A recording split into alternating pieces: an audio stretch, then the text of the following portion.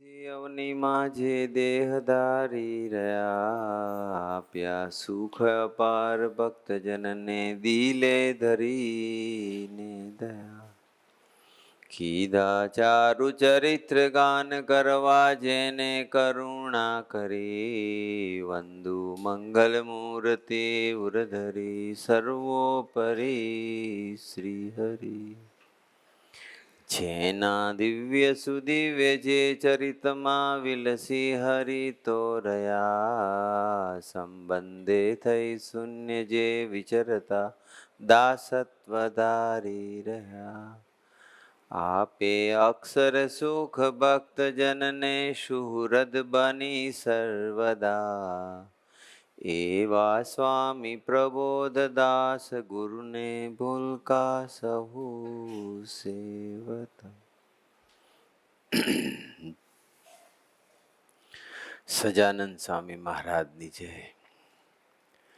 ગુરુ હરિ હરિપ્રસાદ સ્વામીજી મહારાજની જય. પ્રગટ ગુરુ હરિ પ્રબોધ સ્વામીજી મહારાજની જય. હરિ પ્રબોધમ પરિવારની જય જય જય. દાસના દાસ થવાની જય જય જય.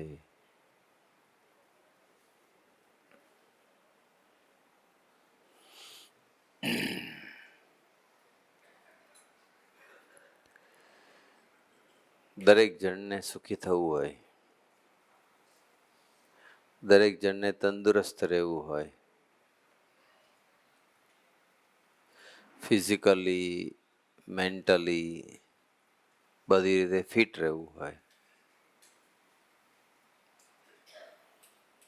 અત્યારે અમે ડૉક્ટર પરેશભાઈ દવે એમના સસરા એમને પ્રાર્થના સભામાં ગયા હતા મીઠાખડી. નિરંજનભાઈ રાવલ એમનું નામ. 92 વર્ષની ઉંમર હતી. ધામમાં ગયા. ઘણી બધી વખત અમે ત્યાં પધરામણી કરેલી છે. અન્નકૂટનો પ્રસાદ હોય કે ઉત્તરાયણની જોડી હોય, જઈએ. પણ એમની સ્ફૂર્તિ મેં જોયેલી છે. 82 વર્ષે બી મેં એમને એકદમ સ્પીડમાં બેસતા જોયા ફ્લોર પર, અને પછી 1 સેકન્ડમાં ફટ દઈને ઊભા થઈ જાય. At the age of 82, 83. એટલું બધું આમ ત્વરાથી, એકદમ સ્પીડમાં, એકદમ સ્ફૂર્તિથી ઊભા થઈ જાય. કાલે નરોડા ગયો હતો ત્યારે એક હરિભગત, હજુ તો 65-66 વર્ષ છે, અમારી જોડે જમવા બેઠા. તો બેઠા પછી એટલું બધું દુખવા લાગ્યું ને પછી જમ્યા પછી મેં તો ઉપર બેસી જાઓ, ટીપો પેલું રાખો અને ત્યાં બેસો તમે.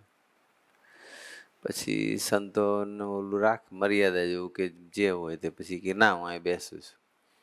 પછી જમ્યા પછી માંડ માંડ ઊભા થયા. એટલું સ્પીડી જમ્યા એ. અમે 1 ક્વાર્ટર રોટલો ખાઈએ તો એ 2 કરી નાખ્યા. ન ચાવવાનો ખ્યાલ, ન યોગા, નહીં વોકિંગ. ઉમંગી બહુ, ભક્તિવાળા ખરા, પણ ફિઝિકલ ફિટનેસ નહીં. નિરંજનભાઈ રાવલની ફિટનેસ બહુ સારી હતી, અને એનું કારણ એ હતું કે એ રેગ્યુલર યોગા કરતા હતા. ખૂબ યોગા કરે અને વોકિંગ બી કરે. 80-85 વર્ષે પણ એ યોગા અને વોકિંગ બધું ચાલુ હતું. પછી કોરોના આવ્યો પછી ઘરે જવાનું ઓછું થયું. 3 વર્ષ તો ગેપ પડી ગયો, 2-3 વર્ષ, અને પછી જવાયું નહોતું. પણ 5 વર્ષ પહેલાં મેં એમને જોયેલા ત્યારે સ્ફૂર્તિ બહુ સરસ, ફિટનેસ સારી એમને. રેગ્યુલર બધા કરજો. હું તો વારે વારે કહું છું, સમય કાઢજો. વોકિંગ, યોગાસન કે પછી વર્કઆઉટ, એક્સરસાઇઝ કંઈ પણ કરજો. અડધો પોણો કલાક કાઢજો. મેં હમણાં 2 દિવસ પહેલાં વાંચ્યું. હું એકચ્યુઅલી અત્યારે આની પર નહીં વાત કરવા આવ્યો એકચ્યુઅલી, પણ હવે કરું છું છતાં 2-3 મિનિટ.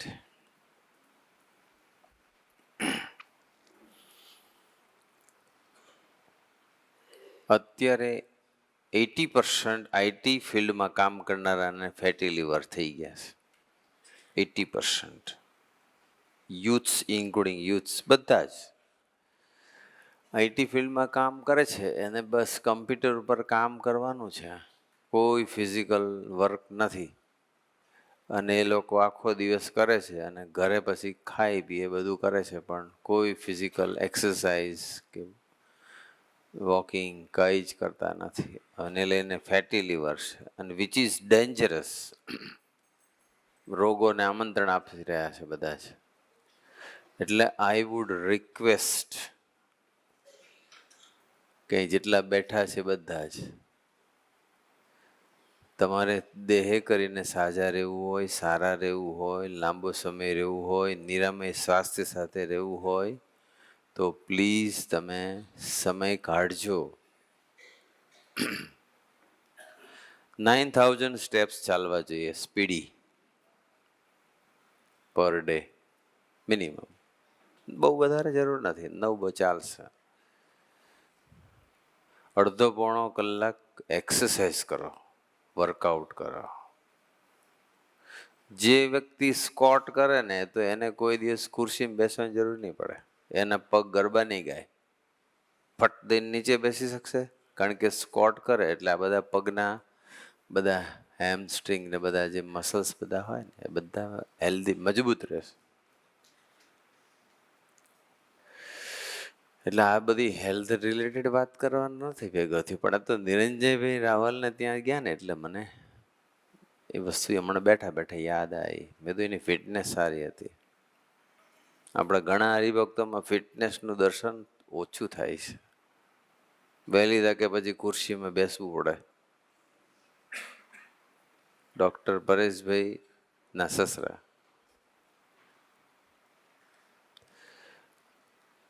મૂળ મુદ્દા પર આવી જઈએ પાછા.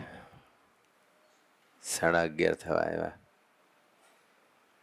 12 વાગે પૂરું કરી દઈશ. સંદીપભાઈ જોશી, વિનીબેગ, એમનો લાભ મારાથી રહી ગયો. પણ હું આવ્યો ત્યારે એ વાત બોલતા હતા કે ભજન કરીએ તો પછી પ્રબોધ સ્વામીજી આપણું બધા કામ કરે, ભગવાન કામ કરે. ભજન ઉપર કંઈક વાત કરી રહ્યા હતા. આગળ કયા કયા પ્રસંગો કીધા મને નહીં ખબર, પણ સાંભળી લઈશું. આ રેકોર્ડિંગ કર્યું છે એટલે સાંભળીશ. જેટલું દેહ માટે બી જરૂરી છે ને એટલું આત્મા માટે પણ કથા વાર્તાનું છે. શરીર સારું રાખવું હોય તો આ બધું ફિઝિકલ એક્સરસાઇઝ, યોગા, વર્કઆઉટ કરવું પડે. એમ આત્માની હેલ્થ સારી રાખવી હોય તો રેગ્યુલર કથા વાર્તા, ભજનનો મારો ચાલવો પડે. રોજ 1.5 કલાક કાઢવું પડે.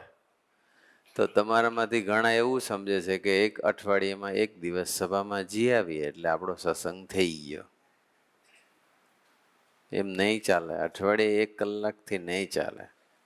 Those who are beginners, those who are new to satsang, એ લોકોની બિગિનિંગમાં બરોબર છે. પણ અહીંયા જે બધા આવે છે એ બધા તો રેગ્યુલર સત્સંગી છે. જે લોકો સ્પિરિચ્યુઅલ જર્ની કરી રહ્યા છે, જે પોતાના આત્માની યાત્રાને પરમાત્મા તરફ દોડી રહ્યા છે, એ લોકોએ તો નિરંતર કથા વાર્તા જોઈએ સ્વામી. નિરંતર કથા વાર્તાનો મારો છે. એની તો વાડામાંથી વાઘ બકરું પડી જાય ને એમ થાય છે. ઘણી એવી વિડીયો જોતા હોય કે ભાઈ દીપડો આવ્યો હોય ને કૂતરાને ઉપાડી જાય ને એ ગાય ભેંસને ઉપાડી જાય. જાગ્રત રહેવું પડે. એટલે કથા વાર્તા આપણે જાગ્રત રાખે. ભગવદી આપણી ટેક કેર કરે. ભગવદી આપણને માર્ગમાંથી પડવા ના દે. સવારે હું પૂજા કરતો હતો હરિપ્રબોધમ શાંતિગ્રામ. તો આજે સામેના સોફા પર કરતો હતો ને પેલી બધું પેલો દરવાજો ખુલ્લો હતો, એટલે બહાર બધું બંગલા બધા બને છે એનું કન્સ્ટ્રક્શન ચાલતું હતું. એકમાં કંઈક 3 કે 4 માળનું કન્સ્ટ્રક્શન ચાલતું, અને એની ઉપર બધા કડિયા પ્લાસ્ટર કરતા હતા. પાલક બાંધી હતી 4થા માળ. મને પૂજામાં આમ બેઠો હતો ને પછી આમ બહાર આમ નજર ગઈ તો દેખાતું હતું. તો બધાએ માથે હેલ્મેટ પહેરેલી હતી, રૂલ પ્રમાણે પ્રોટેક્શન માટે પહેરવી પડે. પછી મેં બીજી એક વસ્તુ જોઈ કે પાલક જે બાંધી હોય, જે પેલા લોખંડના પાઇપથી, એ પાલક પર ઊભા હતા. પણ સાથે છે ને એનું જે પેલું ડ્રેસ કોડ આવે, બધું રેડ કે ઓરેન્જ કલરનું બધું પહેર્યું હતું, અને આમ દોરડું બાંધેલું હતું, અને એ દોરડું ત્યાં પછી પાઇપ સાથે હૂક કરેલું હતું. એટલે એ 5 ફૂટ આમ ને 5 ફૂટ આમ સુધી મૂવમેન્ટ કરી શકે એટલું દોરડું રફલી હશે એવું મારું કેલ્ક્યુલેશન દૂરથી એવું મને લાગ્યું. એટલે 10 ફૂટના એરિયામાં એક કડીએ પ્લાસ્ટર કરે, બીજામાં બીજો, નથી જેમ 5 જણા ફટાફટ આમ માલ નાખીને પ્લાસ્ટર. એટલે હું પેલું દોરડું જોતો હતો. હેલ્મેટ તો ઘણી વખત જોયું હોય આપણે, બધા વર્કર્સ કામ કરતા હોય તો હેલ્મેટ પહેરેલું હોય. પછી મેં દોરડું જોયું. એ દોરડું એટલે રાખ્યું કે કદાચ કામ કરતા કરતા કંઈક પગ સ્લીપ થઈ ગયો અને જો પડી ગયા હોય તો એને પ્રોટેક્ટ કરે, રાઈટ? પડવા ના દે, અને કદાચ પડી જાય તો હેંગ થઈ જાય પણ નીચે ના પડી જાય. બરોબર ને હેમલભાઈ? તમે બધા જગદીશ કાકા આવું હોય છે ને? હે, સેફટી બધું રાખવી પડે. એટલે મેં તો કારણ કે ઘણી બધી વખત ઊંચા ઊંચા બિલ્ડિંગોમાં બધા મજૂર લોકો કામ કરતા હોય તો ઘણા પડી જતા હોય ને મરી બી જતા હોય છે. પણ પ્રોટેક્શન માટે કે સેફટી પ્રિકોશન્સના ભાગરૂપે આવું રાખતા હોય છે. એટલે મને પછી વિચાર એવો આવ્યો કે લોખંડના એ પાઇપ કે થાંભલા સાથે દોરડું બાંધેલું અને બીજું દોરડું એના પીઠ પાછળ આમ, એટલે અહીંયા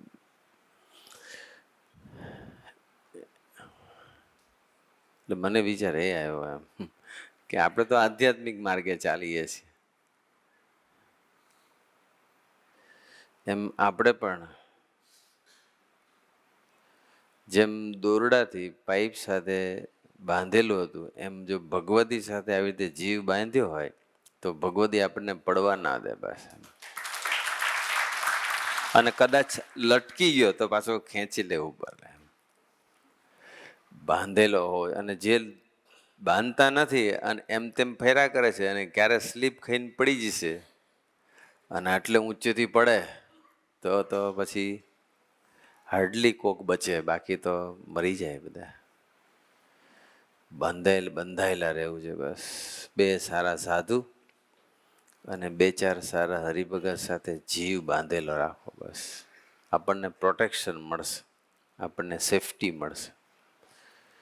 આ તો મને સવારે જ બધું વિચાર આવ્યો, મેં કીધું. પણ જયંદીપભાઈએ વાત કરી ભજનની. ભજન અને આગળ જે હેલ્થની વાત કરી ને સ્વામી, જે વ્યક્તિ ભગવાનનું બળ લે ને ભજન કરીને, એના સેલ્સ જીવંત રહે, ડેડ ના થાય. નેગેટિવ વિચાર, ભયનો વિચાર, ચિંતાનો વિચાર, ઇન્સિક્યોરિટીનો વિચાર, આ બધા વિચારો છે ને આપણા સેલ્સને ખતમ કરી નાખે. યુએસએની ધરતી ઉપર એક જણાએ સ્વામીજીને એવું કીધું કે સ્વામીજી, મારી ઇનપુટ કેલરી તો ખૂબ છે, પૂરતી જ છે, છતાંય પણ મને આમ વીકનેસ રહેશે અને થાક જેવું જ લાગ્યા કરે છે, કેમ એવું થાય છે? સ્વામીજીને આવો પ્રશ્ન પૂછ્યો.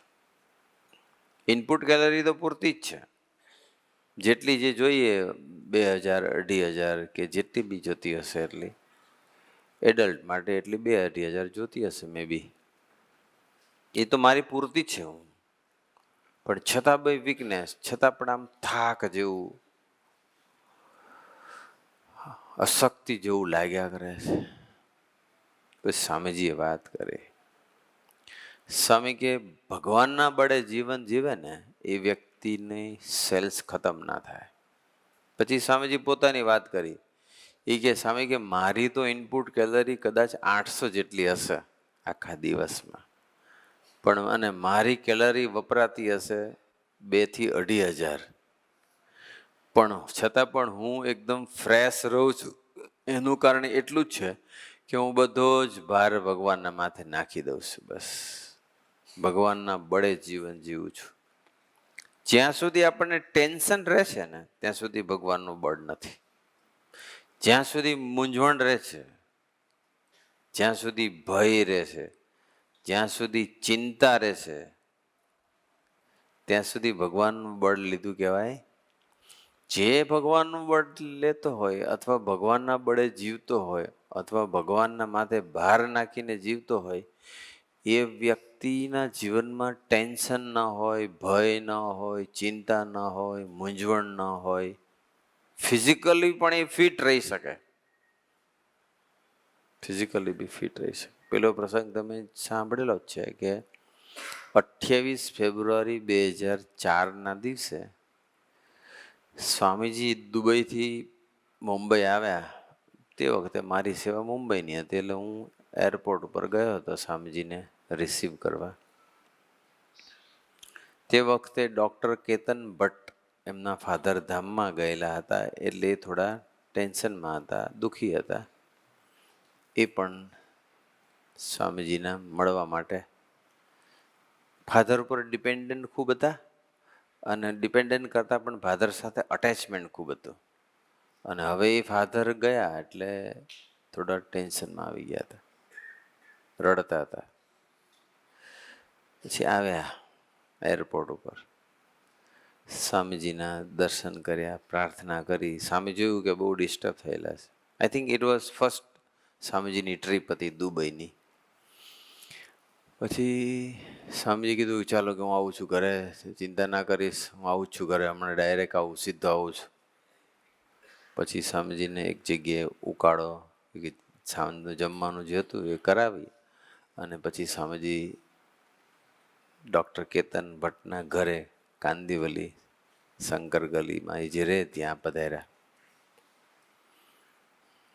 સ્વામીજી બેઠા, બધી વાતો કરી. પછી સ્વામીજીની સાથે ચિન્મય સ્વામી પણ દુબઈ ગયેલા, એટલે એ બી આવ્યા હતા, એ બી જોડે હતા.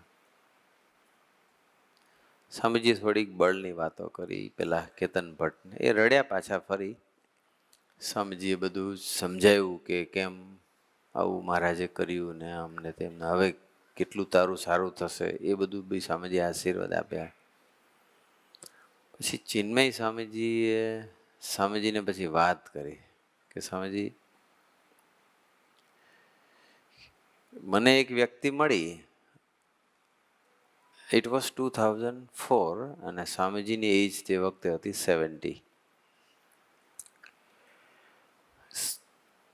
ચિન્મય સ્વામી કે એક વ્યક્તિ મને મળી અને મને સ્વામીજીની વોકિંગ કરતા દર્શન કર્યા હશે, એટલે કે સ્વામીજીની એજ કેટલી હશે? એટલે ચિન્મય સ્વામીજીને જ કહી રહ્યા છે. એટલે ચિન્મય સ્વામી પછી કે મેં એને પૂછ્યું કે તું કે ને તને કેટલી લાગે છે એમ? તો કે the way Swamiji is walking, એમ જે રીતે સ્વામીજી ચાલે છે એ જોતા સ્વામીજીની 60 હોઈ શકે એમ.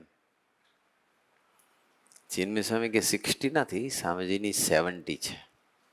તો કે 70 છે? સ્વામીજીની સ્ફૂર્તિ, સ્વામીજીની વોકિંગની સ્પીડ જોતા તો 70 લાગતું નથી, 60 લાગે છે. પછી ચિન્મય સ્વામી કે પછી મેં એને એવું કીધું, સ્વામી કે તે શું કીધું? પછી તો કે મેં એવું કીધું કે મારા સ્વામીજીની આ ફિટનેસ આવી સારી છે એનું કારણ એટલું જ છે કે મારા સ્વામીજી છે ને રેગ્યુલર વોકિંગ કરે છે અને રેગ્યુલર યોગા કરે છે, એને લઈને આવી રહે છે. યોગા ને વોકિંગ કરવાના છે, પણ એની અંદર આ એક વસ્તુ એડ કરવાની છે, આપણે બધાએ. તો સ્વામીજીને પછી ચિન્મય સાંઈ આવો જવાબ આપ્યો. સ્વામી કે ચિન્મય તે જવાબ બરાબર ના આપ્યો.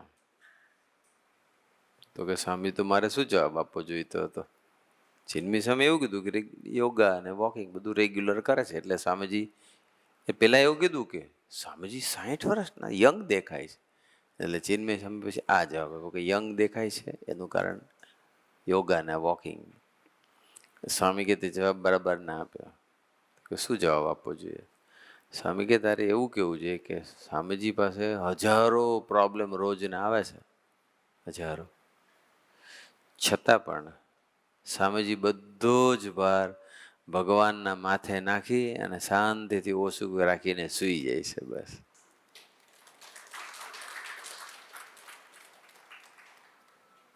પ્રોબ્લેમ્સ તો આવે જ. ભજન કરીએ એટલે પ્રોબ્લેમ્સ બંધ નથી થવાના, પણ ભજન કરીએ તો એ ભગવાન એ આપણા પ્રોબ્લેમ સોલ્વ કરે.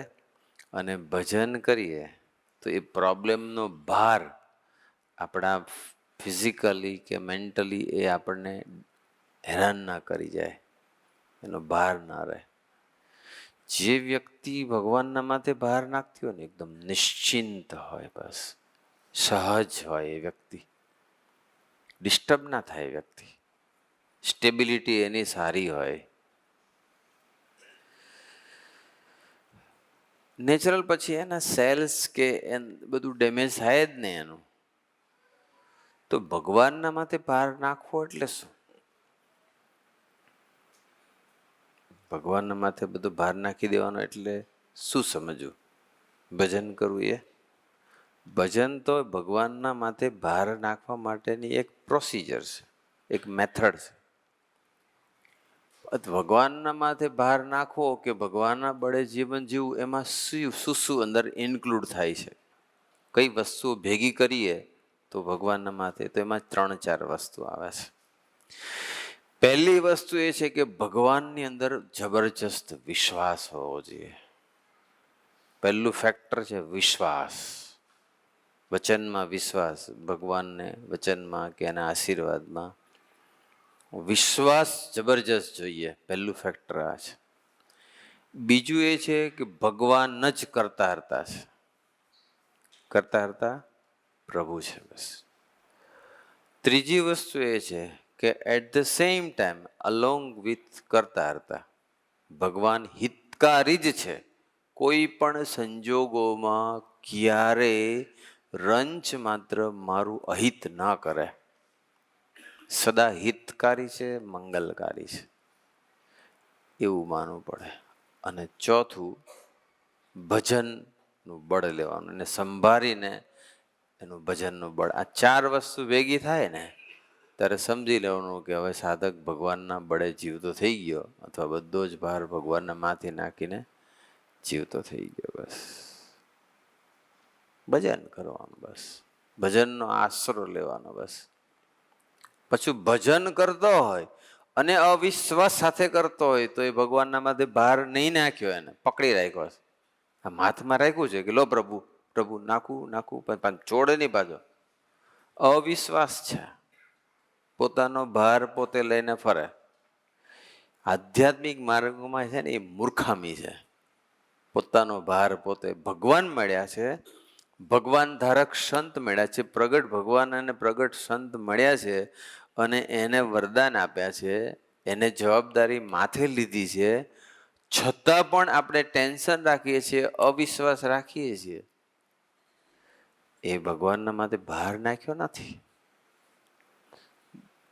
Main characteristics of real devotee is ભગવાનના માથે બધો ભાર નાખીને જીવે. એ ભગવાનનો સાચો ભક્ત કહેવાય. કપાળમાં તિલક ચાંદલો કર્યો હોય, પૂજા કરતો હોય, મંદિરે જતો હોય, પંચવર્તમાન યુક્ત જીવન જીવતો હોય, શિક્ષાપત્રી પ્રમાણે જીવન જીવતો હોય, ચુસ્ત સત્સંગી કહેવાતો હોય, અણિશુદ્ધ એનું વર્તન હોય, કોઈનું અહિત કરતો ન હોય, શુદ્ધ પવિત્ર જીવન હોય, કોઈ આડું કંઈ એના જીવનમાં ફોદો ન દેખાતો હોય, બધું જ હોય. લૌકિક જગતમાં કે કહો આ તો રિયલ સ્વામિનારાયણનો ભગત છે, કે ચુસ્ત સત્સંગી છે એવું બી કહી શકે. પણ ખરેખરો ભગવાનનો ભક્ત એ કહેવાય કે જે ભગવાનના માથે ભાર નાખીને જીવન જીવે અથવા ભગવાનના બળે જીવન જીવે ને, એ ભક્તનું સાચું અને સર્વોપરી લક્ષણ છે. અને એવી ભગવાનના માથે ભાર નાખવાનું એટલે મેં તમને કહ્યું એમ, એને વચનમાં વિશ્વાસ હોય, ભગવાનને જ કરતા હરતા માનતો હોય, ભગવાન સદા હિતકારી જ છે. મારી પરિસ્થિતિ એવી નિર્માણ કરી, મને શરીરમાં રોગ આવ્યો કે મને કોઈ ફાઇનાન્શિયલ લોસ ગયો કે પછી અણધાર્યા અનવોન્ટેડ પ્રસંગો આવીને ઊભા રહી ગયા, ટેન્શન ઊભું થાય એવા પ્રસંગો ઊભા થઈ ગયા, ગમે તેવું ફિઝિકલ, મેન્ટલ, ફાઇનાન્શિયલ, સોશિયલ, કોઈ પણ બિઝનેસમાં, જોબમાં, ફેમિલીમાં કોઈ નાનો મોટો પ્રસંગ બન્યો કે નાનો મોટો એક્સિડન્ટ થયો, કશું બી થાય ને ત્યારે એને ક્યારેય એવું ના થાય કે કેમ મારા માટે આવું કર્યું ભગવાને. જે કર્યું છે એ મારા સારા માટે જ કર્યું છે બસ. જો સાધક હિતકારી નહીં માને ને તો એ ભગવાનના માથે ભાર નાખી જીવી નથી રહ્યો. હિતકારી માનવા જ પડે. કરતા આપણે કરતા માનીએ છીએ બધા, મોટા ભાગના અહીં બેઠા છે બધા કરતા માને છે ભગવાનને, કે ભગવાને કર્યું. પણ પાછો પ્રશ્ન હોય કે હું કામ કર્યું? કર્યું એ માન્યું એટલે તમે કરતા માન્યા, હું કામ કર્યું તો હિતકારી નહીં માન્યા. અહીંયા બધા અટકી જાય છે, મોટા ભાગના, બધા નહીં પણ ઘણા બધા. કર્યું એણે જ કર્યું છે, અને આવું હું કામ કર્યું, અને મારી સાથે જ આવું કર્યું. હિતકારી માનવામાં બહુ બધા ભૂલ કરી બેસે છે અથવા એમાં કચાશ રહી જાય છે. મારી સાથે જ કેમ આવું? બસ હું જ દેખાણો આટલા બધાની અંદર, બધા કેવા જલસા કરે છે અને મારે આવું હેન્ડ ટુ માઉથ જેવું આટલા બધા દેશકાળ, મારું જ ગોઠવાતું નથી, બધાનું ગોઠવાય છે, બધાને વિઝા મળે, મારા જ રિફ્યુઝ થાય છે, બધાનું ગોઠવાય છે, મારું જ ગોઠવાતું નથી. બધા એને પોતાના મકાન થઈ ગયા, હજુ હું ભાડે રહું, મકાનમાં રહું છું. બધા કેવી ગાડીઓમાં ફરે, હજુ મારે હજુ સાયકલમાં જ. સાયકલ વાળો તો લગભગ બહુ ઓછારી આવે, બાઇક હોય, એક્ટિવા હોય. આપણે છે ને કમ્પેરિઝન બહુ થયા કરે છે. જ્યારે પોતા પાસે કોઈ વેહિકલ ના હોય અને જ્યારે બાઇક લે, એક્ટિવા લે, ત્યારે એને કેટલી ખુશી હોય. અને પછી એની સાથે વાળા પછી સારી ગાડી લેવા માંડે, 4 વ્હીલર. હા ભાઈ હા, હવે એમને 4 વ્હીલર, અમારે 2 વ્હીલર છે. હજી એની ઉપર કૃપા વધારે છે અને મારા પર ઓછી છે. બસ તો પાછા 4 વ્હીલર વાળાને એમ થાય કે ઓહો, આપણે તો હારું ઓક્ટવિયા ને આ મારા બેટા મર્સિડીઝ BMW વાળા લો. જીવ દુઃખી છે એનું કારણે એને એનો થોટ પ્રોસેસ ખોટો છે. બસ કમ્પેરિઝન બધા ખોટી કરી નાખે છે. કોના તરફ નજર રાખવી, કેવું વિચારવું, કોનો સમાગમ કરવો, કેવું થિંક કરવું, એનો ખ્યાલ નથી આવતો એટલે દુઃખી રહેશે. બસ સુખી રહેવાની કળા એને આવડતી નથી. બસ એ સત્સંગમાંથી શીખવા મળશે. પણ આપણે આ વાત કરી રહ્યા હતા, ભગવાનના માથે ભાર નાખી દેવો પડે. બસ એટલે થોડુંક એ મેં તો સમજીએ કે ભાર નાખ્યું કોને કહેવાય. 4-5 વસ્તુ આવે. 3 વખત તો હું બોલ્યો. કઈ કઈ 4 વસ્તુ આવે? ભગવાનને કરતા હરતા માનતો હોય, ભગવાનના વચનમાં વિશ્વાસ હોય, કરતા હરતાની સાથે હિતકારી માનતો હોય, અને કંઈ પણ જ્યારે પ્રસંગ બને ત્યારે ભગવાનને ઉપાયભૂત કરે, કહેતા ભગવાનનું ભજન કરે. બસ ભજન કરો. બસ કઈ તકલીફ થાય આપણને, અનવોન્ટેડ પ્રસંગ આવી જાય, આમ અનબેરેબલ કદાચ સિચ્યુએશન ઊભી થઈ જાય, તો જેને લઈને પ્રોબ્લેમ થયો છે અથવા જેને લઈને સોલ્યુશન મળવાનું છે, શા માટે એને ન સંભાળીએ?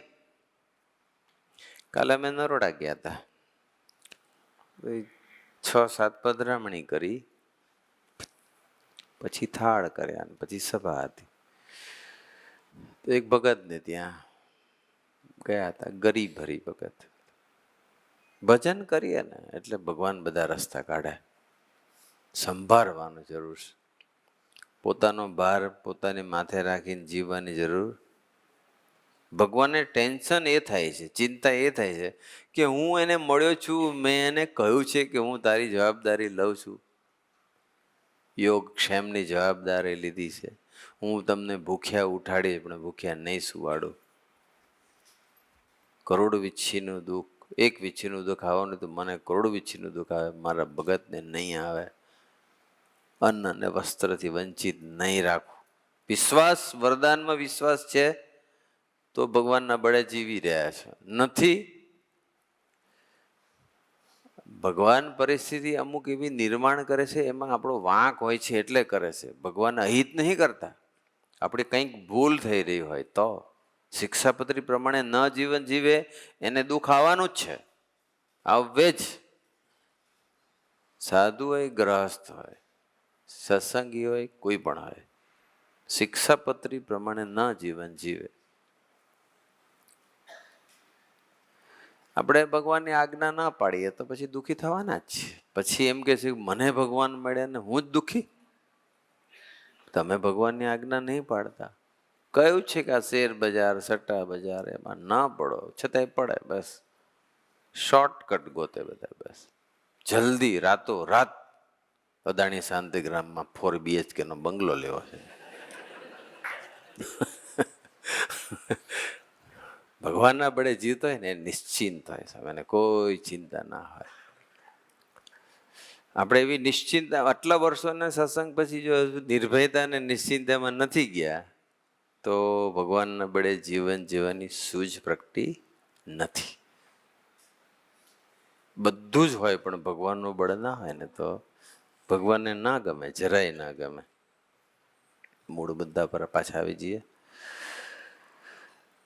ભાર માથે એટલે નહીં ફરવાનો. ને પેલો એક જણો ઘોડેસવાર જતો હતો અને માથે એને ઘોડા પર આમ જતો હતો અને માથે પેલો ઘાસનો પૂળો બાંધ્યો હતો અને પાછું એને પોતાના માથે રાખ્યો હતો. ઘોડો હોય એકલો હતો, આગળ રાખી દીધો હોય અથવા પાછળ રાખી દીધો હોય તો ચિંતા ન. એને પાછું ઘોડે સવારે ઘોડા પર એ બેઠો અને એને એના માથા પર પૂળો આમ, અને એક હાથમાં લગામ રાખી હતી આમ જતો. બિરબલ જઈ ગયો. એ કે આ જબરું છે કે યાર, કે માથે પૂળો રાખ્યો છે. તમે સાંભળેલો પ્રસંગ છે પણ ફરી સાંભળો. આપણે આવું થતું નથી ને, ચેક કરજો. બસ આપણે આવું કરીએ જ છીએ. એટલે બિરબલને ક્યુરિયોસિટી વધી ગઈ કે આને મારે સારું જાણવું પડશે, આનું શું સિક્રેટ છે. એટલે પછી બિરબલ આગળ પહોંચી ગયા ને પછી ઊભો રાખ્યો પેલા. એક મિનિટ કે ઊભો રહો ને, કે પેલો ઊભો રહી ગયો. તો કે એક પ્રશ્ન પૂછું? તો કે હા. કે તમે આ ઘોડા પર જાઓ છો પણ તમે જે ઘાસનો પૂળો તમારા માથે રાખ્યો છે એવું કેમ કર્યું છે? તો કે તું મૂર્ખ છે, તને સમજણ નહીં પડતી. હું આખો ઘોડા ઉપર ચડી ગયો છું, મારો બધો ભાર ઘોડાને, પાછો ઘાસનો ભાર બી મારે એના માથે જ નાખવાનો, કે ઘોડા ઉપર જ નાખવાનો. કે બિરબલ કે હારું આ તો એને ઘોડો પર એ તો છે તો પછી ઘાસનો પૂળો તેને નહીં આવે, એની પર વજન લોડ નહીં લાગે ઘોડા પર. કે આ મહામૂર્ખ છે. કે મને મૂર્ખ કીધું પણ આ મહામૂર્ખ છે. આપણા જીવનમાં આવું બનતું હોય છે. આપણો બધો જ ભાર, બધો જ તન મન ધન આત્મા બધી જ જવાબદારી એમણે લીધી છે અને છતાં પણ સમટાઈમ્સ કે ના ના આપણે પ્રભુ છે એને બધો ભીડો નહીં આપવાનો, આપણે લેવાનો. લો વાંધો નહીં, કોઈ ચિંતા નહીં. એવી ભૂલ નહીં આપણે કરવાની. બસ તો અમે કાલે છે ને નરોડા ગયા, 11:56 થઈ ગઈ, પૂરું કરીશ હવે. કારણ કે અહીંથી પાછું જમવાનું, હવે પછી આગળ બોલવાની જરૂર નથી. ખ્યાલ આવી ગયો બધાને. આજે ભારત ન્યુઝીલેન્ડ, આજે તો એવીડીમાં અત્યારે સભા રાખી દીધી. બાકી એવીડીમાં રવિવાર સાંજે જ હોય. કારણ કે બિચારો વક્તા એકલો બોલે, શું કરવાનું.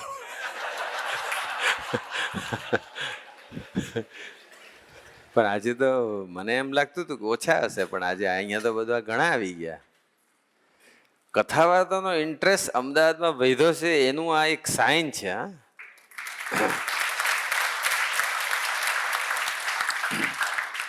અને જેને કથા વાર્તામાં રુચિ જાગૃત થઈ ગઈ છે અને રસ થઈ ગયો છે અને કથા વાર્તા, એ પણ એના માટે આધ્યાત્મિક યાત્રાની ગુડ સાઇન છે એની થવાની.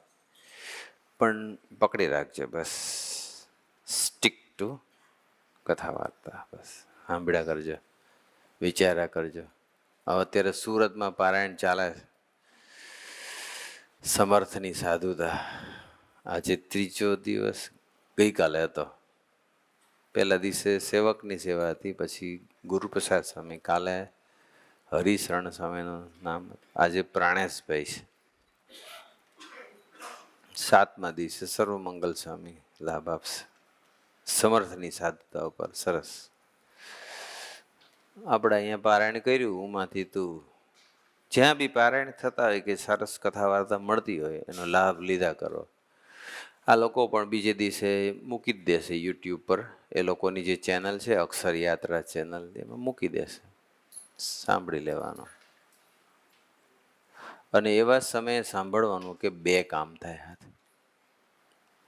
અમે તે શાંતિગ્રામમાં રહીએ છીએ, કાં અમે સ્ટ્રીટ અંદર વોક કરીએ, કાં પેલા ગાર્ડનમાં કરીએ, ને પછી કશું જ ના હોય તો ટ્રેડમિલ તો રાખેલું જ છે, તો અમે એક સ્ટેન્ડ બનાવી દીધું. આઈપેડ મૂકી દેવાય, મોબાઈલ બી રહી છે, અને એની પર પ્રવચન મૂકી દેવાનું. બસ આપણે એવું નહીં વિચારવાનું કે હું વોક કરવા ગયો છું કે જોગિંગ કરવા ગયો છું. ઘણા લોકો ખબર છે આમ કાનમાં ભરવીને આમ જોગિંગ કરતા હોય, લોકો સાંભળતા હોય. એ લોકો મ્યુઝિક સાંભળતા હશે કે એમના ગુરુનું પ્રવચન સાંભળતા હશે, ખબર નહીં. આપણે કથા વાર્તા સાંભળી લેવાની, ઓડિયો કે વિડીયો, જે ફોર્મેટમાં ફાવે તે. વોકિંગમાં કદાચ વિડીયો ના ફાવે, નેચરલ છે તો ઓડિયો વોઇસ સંભળાય. 2 કામ થાય, દેહનો બી અને આત્માનું, બેનું કામ થાય. મલ્ટીટાસ્કિંગ થવું પડશે હવે, એકી સાથે મલ્ટિપલ કામ કરવા પડશે. મૂળ વાત પર છેલ્લો પ્રસંગ કહીને મારી સેવા પૂરી કરું. કાલે અમે ગયા હતા અને પછી એક ભગતને ત્યાં, શૈલેષભાઈ પંચાલ, રાઈટ? શૈલેષભાઈ ને ન્યૂ નંદનવન સોસાયટીમાં રહે, પધરામણી કરી. આમ તો સત્સંગમાં ઘણા સમયથી આવતા હશે, અમરીશ નથી, સભામાં આવે છે, નિષ્ઠા છે, ગરીબ છે, લેથ મશીન પર કામ કરે છે બિચારા. એનું તો શું ઇન્કમ હોય. પણ લાસ્ટ યર ઓગસ્ટ મહિનામાં એને હેલ્થનો ઇસ્યુ આવી ગયો અને એને લંગ્સમાં ઇન્ફેક્શન થઈ ગયું, તાવ શરીરમાં આવી ગયો, બહુ જ પ્રોબ્લેમ થઈ ગયો શરીરમાં. હોસ્પિટલાઇઝ કરવા પડ્યા, હોસ્પિટલમાં દાખલ કર્યા. ચેસ્ટ ઇન્ફેક્શન હતું, લંગ્સનું બધું, એટલે થોડુંક ટ્રીટમેન્ટ સારી એવી કરવી પડે છે. 12 દિવસ હોસ્પિટલમાં રહેવું પડ્યું. અને બિગિનિંગમાં જ પહેલાં કહી દીધું કે તમારે અત્યારે આમની અંદર 10,000 તો પહેલાં એડવાન્સમાં આપવા પડશે. લેથ મશીન પર બિચારાનો શું ઇન્કમ પગાર હશે? 10,000 તો આપી દીધા. પછી થોડાક 2-3 દિવસ પછી કીધું કે હજુ બીજા 9,000 આપો. પછી હજુ તો બિગિનિંગમાં. પછી ટ્રીટમેન્ટ ચાલતી 12 દિવસ થઈ ગયા. 12 દિવસ પછી થોડુંક ઇમ્પ્રુવમેન્ટ, રિકવરી આવી. છેલ્લે બિલ આવવાનું હતું મોટું, અને બિલ આવ્યું 58,000નું આવ્યું. And it was difficult for him. આટલા બધા રૂપિયા એની પાસેથી સામાન્ય માણસ, ડિફિકલ્ટ હતું. દરેક જણના જીવનમાં પ્રસંગો આવશે, પરિસ્થિતિ નિર્માણ થશે. કેમ આવી કરી છે એ વિચાર નહીં કરતા. બસ મારે ભગવાનનું બળ લેવાનું છે, ભજન કરવાનું છે, એ યાદ રાખજો. બસ થાય. કોઈને હેલ્થનો ઇસ્યુ આવે તો કોઈને કંઈ જોબ છૂટી જાય, અને મળે બી નહીં. અત્યારે તો આઈટીમાં હવે સ્ટ્રગલ આવી ગઈ છે અને બહુ બધા છૂટા કરે છે કોસ્ટ કટિંગના બેનર હેઠળ, અને આર્ટિફિશિયલ ઇન્ટેલિજન્સ આવી ગયું એટલે હવે માણસની જરૂર ઓછી પડે. હવે છોડે પછી જોબ નવી મળવી ડિફિકલ્ટ થાય. એટલે બધી જગ્યાએ સારી બધી કંપનીઓ છોડવા માંડ્યા. 1000, 2000, 5,000 એકી સાથે એમ્પ્લોઈઝને. સાંજ સુધી તો શાંતિથી જોબ કરી હોય અને આનંદ કરતો હોય, ને સવારે ઉઠે તો ઈમેલ હોય કે તમે આજથી સ્વાધ્યાય ભજન માટે છૂટા. ફૂલ ટાઈમ સ્વાધ્યાય ભજન હવે અમે તમે તક આપીએ છીએ. એટલે એવું થાય હવે. અને તે વખતે ડિસ્ટર્બ થઈ જાય ઘણા. ડિસ્ટર્બ નહીં થઈ જવાનું. 2 વસ્તુ બાકી રાખવાની, સિન્સિયર એફર્ટ અને સિન્સિયર પ્રેયર, બસ. પણ જો તે વખતે ડિસ્ટર્બ થઈ ગયા અને કેમ મારી સાથે ભગવાને આવું કર્યું, એને ભગવાનના બળદ જીવી નથી રહ્યો, એને ભગવાનને હિતકારી નહીં માને ને, અને વિશ્વાસ નહીં રાખ્યો કે મારી સાથે આવું કર્યું, હવે ક્યારે મને મળશે અને શું થશે, આમ તેમ. નિષ્ઠાની કચાશ કહેવાય. ભજન કરવાનું, બેસી નહીં રહેવાનું કે ભજન કરશું, જ્યારે કરશે ત્યારે કરશે. પ્રયત્ન બી પૂરેપૂરો કરવાનો, લેઝી નહીં રહેવાનું. સીવી બનાવો, ઇન્ટરવ્યૂ એપ્લાય કરો, ઇન્ટરવ્યૂ આપો અને બસ ભજન કરો. જ્યારે ભગવાનની યોગ્ય લાગશે ત્યારે અહિત નહીં કરે આપણું. પેલા ભગતને પછી વાત કરું કે એ ભગતને પછી 58,000નું બિલ, હજુ બિલ આવતા પહેલાંની વાત છે, કે એને ખબર પડી કે હવે બિલ આવવાનો ટાઈમ થયો છે. એટલે એને પછી ભજન કર્યું, પ્રબોધ સ્વામીજીને પ્રાર્થના કરી કે પ્રબોધ સ્વામીજી હરિપ્રબોધમનો સેવક છે, એટલે પ્રગટ ગુરુ હરિને જ. બીજું ભજન કરીએ ને ત્યારે પ્રગટ જે ગુરુ હોય, પ્રગટ સંત હોય, એની સ્મૃતિ સહિત કરવાનું, એકલું ભજન નહીં કરવાનું. એને સંભાળવાના, એનો કોઈ પ્રસંગ વિચારીએ, એની સ્મૃતિ કરીએ અથવા એને યાદ કરીએ, બસ. અને પછી ભજન કરવાનું. એકલું ભજન નહીં કરવાનું, એકલું ભજન મિકેનિકલ ભજન નહીં કરવાનું, પણ સંતની સ્મૃતિ સહિત. તો એ પ્રભુ એને સંભાળીને પ્રાર્થના કરી કે પ્રભુ સ્વામી હવે નહીં જોઈએ, મોટું બિલ આવશે તો કંઈક કૃપા કરજો. મારી તો બહુ કન્ડિશન સારી નથી, હું ગરીબ છું, પણ કંઈક કૃપા કરજો, હું પેમેન્ટ કરી શકું એટલું જ બિલ આવે એવું કંઈક કૃપા કરજો. કે 12 દિવસ સુધી હોસ્પિટલમાં રહ્યા અને બધી જ પ્રકારની ટ્રીટમેન્ટ, મેડિસિન્સ બધું ચાલતું હોય, અને અગાઉ તો 19,000 રૂપિયા તો લઈ લીધા હતા. અને હવે એ શરૂઆતના પહેલાં બીજા દિવસે, અને પછી 12 દિવસ પછી બીજું કેટલું આવશે એ ખબર નહોતી. પણ જ્યારે બિલ આવ્યું ત્યારે 58,000. એટલે પછી પહેલાં એ કીધું જેનું ત્યાં બિલ પેમેન્ટ કરવાનું હોય કે તમે પહેલાં 10,000 આપ્યા હતા, પછી 9,000 આપ્યા અને પછી 30,000 મોકલ્યા, એટલે હવે ખાલી 10,000 રહેશે. એટલે એવું કે 10,000 આપ્યા એ બરાબર છે, 9,000 આપ્યા એ બરાબર, પછી 30,000 ક્યારે આપ્યા? કે તો કે આ તમે મોકલાયા હતા ને, કેસ મોકલાયા હતા. તો કે ક્યારે? તો કે આ તારીખ. હવે એ જે જમા થયા એ કોણે જમા કર્યા આજ દિન સુધી ખબર નથી.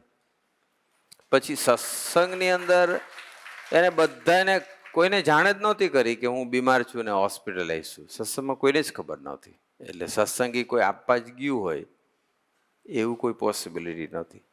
એને એના બધા રિલેટિવ્સ ને ફ્રેન્ડ્સ ને બધાને ફોન કરી જોયા, તો કોઈ કીધું કે ભાઈ અમને કાંઈ ખબર જ નથી ને અમે આવું કશું કર્યું જ નથી. એટલે 19, પછી પાછા બીજા ભગવાને 30,000 જમા કર્યા, અને છેલ્લે પછી એને ખાલી 10,000. એને આપ્યા 29 અને આને આપ્યા 30.